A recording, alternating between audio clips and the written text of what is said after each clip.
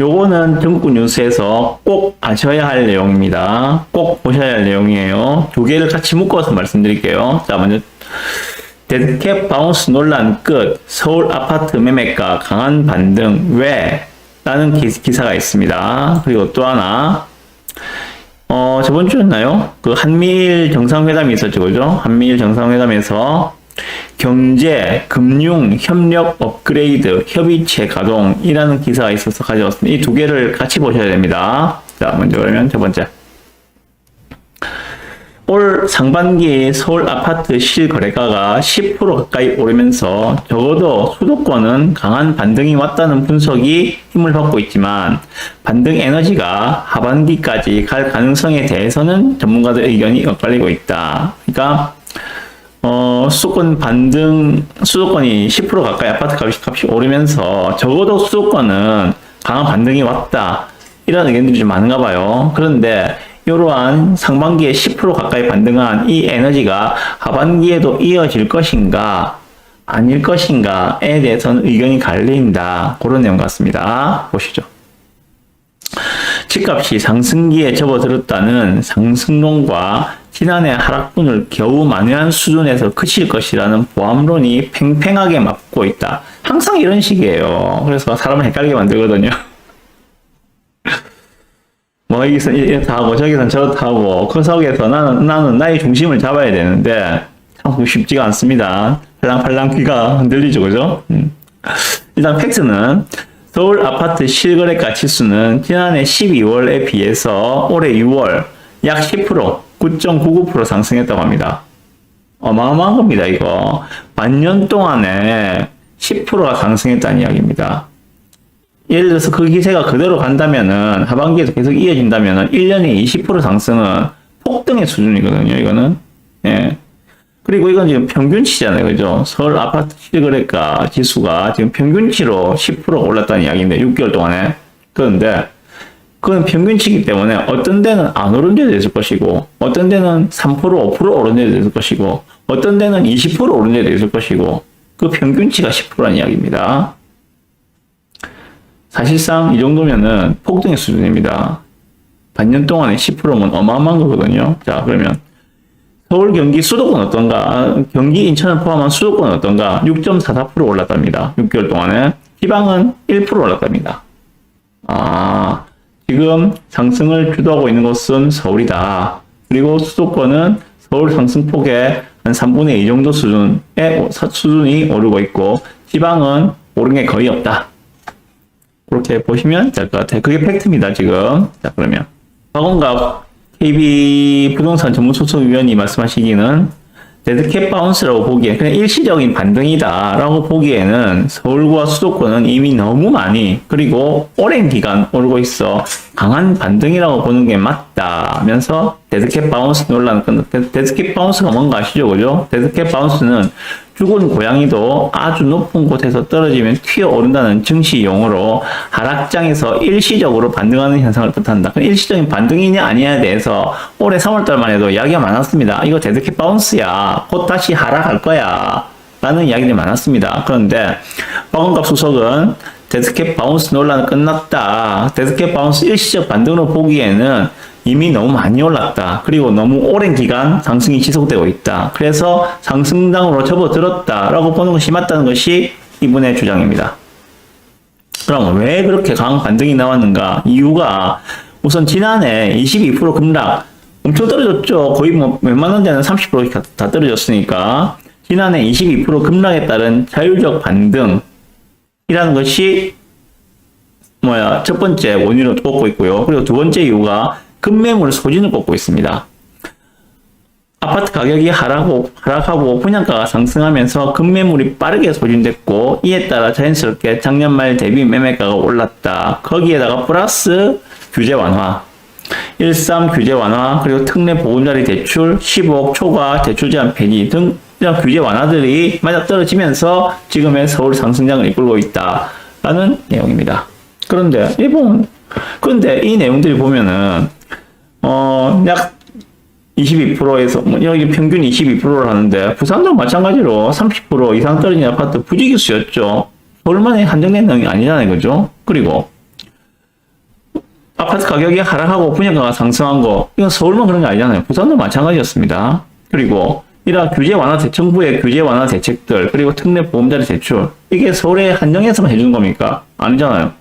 전국적으로 똑같이 나타난 그러한 팩트들인데, 그게 서울에서는 지금 영향을 받으면서 거의 상반기 동안 10% 이상의 상승이 나오고 있고, 지방은 1%대의 상승이 나오고 있다. 이것만 가지고 설명하기에는 뭔가 부족하다고 볼 수밖에 없거든요. 일단 어쨌든 그래, 전문가들 사이에서 지금 이 같은 현상이 하반기까지 여파가 갈 것인지 말 것인지에 대해서는 뭐 의견이 갈리고 있습니다. 원래 상반기 오른 만큼 하반기에도 오른다고 보기에는 시장의 에너지가 크지가 않다. 그래서 하반기에는 뭐 보합 정도 수준으로 나올 가능성이 높다. 그리고 지금 계속 문제가 되고 있는 뭐 중국발 부동산 위기, 그리고 국내 PF 부실, 그리고 미국의 고금리가 계속되고 있는 상황, 이러한 상황들이 아직까지 종료된 상황이 아니고 진행형이기 때문에 이러한 불안 요인들이 있어서 하반기에는 상반기처럼 그렇게 상승할 수는 없을 것이다 하는 의견이 있고요. 또 하나 의견, 상승론을 보시는 분들은 지금 매매 거래량이 가격 상승의 선행 지표인 주택 거래량이 계속 늘어나고 있는 추세고, 분양 시장에 수요들이 몰리고 있는 것, 이것을 보더라도 하반기에는 계속 열기들이 지속될 수가 있다라고 이야기해요. 부동산 시장은 철저하게 수요와 공급 측면에서 봐야 하는데, 최근 금리 상승 기조 분위기가 꺾이면서 청약 열기가 오르고 갈아타기 수요가 살아나고 있는 것으로 보인다라고 하면서 하반기에도 상반기와 같은 그런 강세장들이 이어질 것이다 라는 분석을 하고 있습니다. 자, 여기에 하나 더 해서 같이 보실 게, 지금 한미일 정상회담을 하면서 나온 결과인데요. 한미일 재무장관 회의 신설을 한다고 합니다. 한미일 재무장관 회의를 신설해서 삼국 간의 협력을 경제, 금융 분야까지 넓히겠다라고 하고 있습니다. 그리고 위기 시에는 통화 스와프 체결, 정보 공유 등 삼국 간 대응이 한층 강화될 전망이다라고 하고 있습니다. 결국 뭔가 하면 통화 스와프를 하겠다는 이야기입니다. 통화 스와프는 우리나라에 어떠한 외환 위기급의 위기가 생겨서 달러들이 막 빠져나갈 때, 외환 환율 방어가 안 될 때, 그럴 때 통화 스와프를 체결을 해서 돈을 바로 빌리는 거죠. 바로 미국과 일본에서 달러를 바로 빌리는 거. 우리 돈을 주고 달러를 빌려오는. 그렇게 해서 국내에 달러 유출을 막겠다, 환율 폭등을 막겠다는 그런 것들이 통화 스와프라고 보시면 됩니다. 간략하게 말씀드린 거예요. 자, 요거 갖다가 지금 한미일 3국 간에 그러한 통화 스와프를 포함하는 경제 협력을 진행하겠다라고 밝히고 있습니다. 네. 여기에 대해서 제 의견을 말씀드리겠습니다. 지금 요 내용을 보시면은 하반기에 하락한다는 이야기는 없죠. 하반기에 뭐 상승한다는 이야기도 있고, 뭐 보합을 할 것이다라는 이야기는 있지만은 하반기에 하락을 할 것이라는 이야기는 지금 어디에도 나오지 않고 있습니다. 네. 그리고 물론 뭐 이번 주에 이제 내일 모레입니까? 미국의 잭슨 홀 미팅이라고 연준 전 세계 이제 중앙은행장들이 다 모여서 하는 그러한 뭐 회의가 있는가 봐요. 거기서 이제 미국 연방준비위원회 파월 의장이 뭔가 또 발언할 것 같아요. 작년에 연준 의장이 잭슨 홀 미팅에서 강경 발언을 쏟아내면서 그 뒤에 금리들이 계속 뭐 자이언트 스텝을 밟으면서 올라갔었죠. 이번에 또 어떤 메시지를 낼지 모르겠지만은 뭐 강경 발언을 내면은 또 뭐 금리가 용칠 수 있겠습니다만은, 어쨌든 지금 한국의 기준금리와 미국의 기준금리는 그 차이가 역전되어 있죠. 한국의 기준금리는 3.5%, 미국의 기준금리 상단은 5.5%, 2%로 지금 역전이 되어 있는 상황입니다. 그러면 이제 이번 달 잭슨 홀 미팅을 하고 다음 달이 되면 9월 달에 미국 FOMC에서 미국의 기준금리를 올릴 것인지 내릴 것인지 동결할 것인지 결정을 하게 될 겁니다. 만약에 미국이 다시 다음 달에 금리를 올리게 된다면은 한국도 매우 고민이 깊어질 수밖에 없을 겁니다. 현재 경제 여건을 보건대 현재의 경제 여건상으로는 금리를 올리면 안 되는 상황이에요. 3.5%에서 동결을 시키든지 이후에 좀 빠른 속도로 금리를 내려서 경기를 활성화시켜야 되는데, 돈을 풀어서 경기를 활성화시켜야 되는데 금리를 더 올릴 수가 없는 상황인데, 미국이 다음 달에 만약에 예를 들어서 현재 기준금리 상단을 5.5%에서 만약에 6%를 올려버렸다. 0.5를 올려가지고 6%를 올려버렸다. 그런 상황이 발생한다면은 한국 같은 경우에는 올릴 수 없는 상황인데 불구하고 울며 겨자 먹기로 우리도 금리를 올리는 그러한 사태가 나오지 않을까 하는 생각도 듭니다.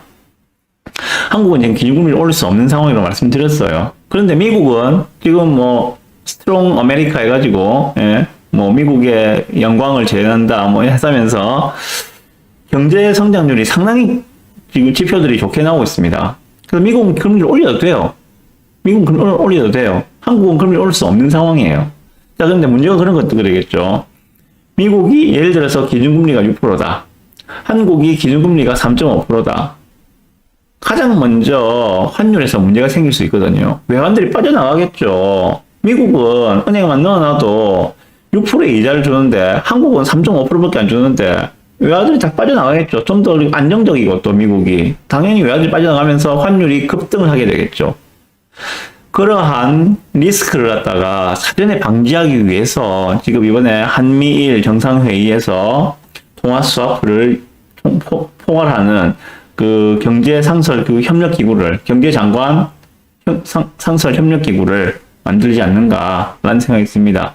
이게 만약에 되지 않는다면은, 이렇게 안 된다면은 우리나라가 환율을 방어할 방법이 없습니다. 금리를 올리는 것 말고는. 미국이 만약에 6%까지 금리를 올린다면 우리나라도 최소한 5% 이상까지 올리는 상황이거든요. 그렇게 되면 어떤 현상이 발생하느냐.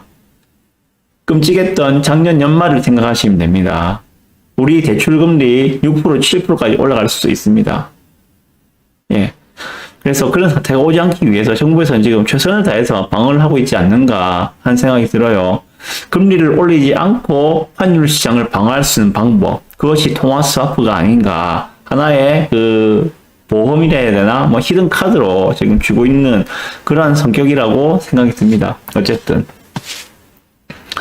뭐 이러한 요인으로 하반기 시장이 그렇게 사정이 넉넉하지는 않습니다. 그렇지만은 제 생각에는 다시 1월 달에 가격으로 갈 가능성보다는 강보합으로 마무리될 가능성이 더 커 보입니다. 어쨌든 여기서 이야기하는 것처럼 그 환율이나 그 금리에서 좀 삐끗한 그런 문제가 생긴다면은 한 번 더 기회를 줄 수가 있습니다. 물론 그렇다고 해서 지난 1월달, 작년 12월달에 가격을 기대하지는 마시고 한번 휘청거리는 그런 순간이 온다면은 놓치지 마시고 기회를 잡으시기 바랍니다. 대출금리가 다시 6%를 넘어섰다는 기사가 신문에 나온다면은 주담대 금리, 전세자금 대출금리가 6%를 넘어서고 있다는 신문 기사가 나온다면은 타이밍이 시작되었다고 보시고 접근하셔도 됩니다. 네, 이렇게 이 기사 마무리합니다.